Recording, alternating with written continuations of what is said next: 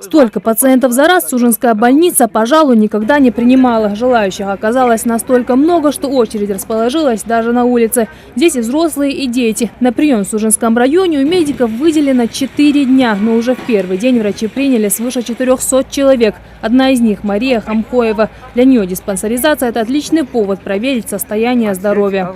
Сегодня я в 7 часов пришла.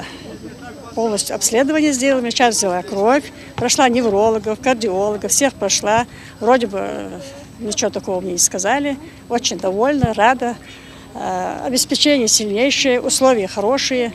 В составе бригады 60 врачей самых разных специальностей, начиная с терапевтов, заканчивая онкологами. Учитывая высокий уровень заболеваемости рака в регионе, основной акцент врачи делают на выявление онкобольных.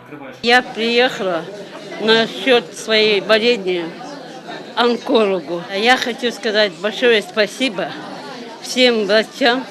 По словам главврача Сужинской больницы, многие хронические заболевания на ранних стадиях протекают бессимптомно. Поэтому важно раз в год проходить диспансеризацию даже тем, кто не жалуется на состояние здоровья. Как мы знаем, любое заболевание, выявленное на ранних стадиях, оно практически излечимо в 99% случаев. Сегодня с утра, вот вы видите, народу много, специалисты все приехали, по местам работают, активно очень. У них вместе с собой они привезли модули передвижные, это рентген, маммография, лаборатория общеклиническая и УЗИ-аппараты.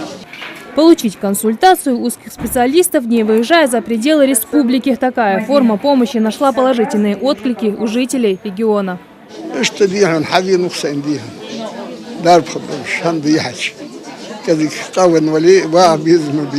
В детском отделении буквально не протолкнуться. Дождавшиеся своей очереди пациента проходит обследование. В принципе, по Сужинскому району дети идут все, многие хорошо обследованные, привитые, что не самое важное.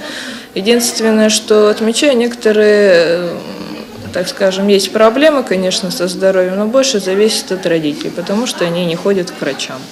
Для тех, кто ожидает приема в больнице, созданы все условия. Комната для намаза, а также для матери и ребенка. В сегодняшней акции принимают участие студенты-волонтеры медицинского колледжа. Они активно помогают врачам, измеряют всем желающим давление. Мы, студенты медицинского колледжа Сия Тутаевой, нас пригласили сюда на диспансеризацию. Мы помогаем измерять АД, помогаем также пациентам. Также мы были в Молдобеке на диспансеризации, помогали врачам.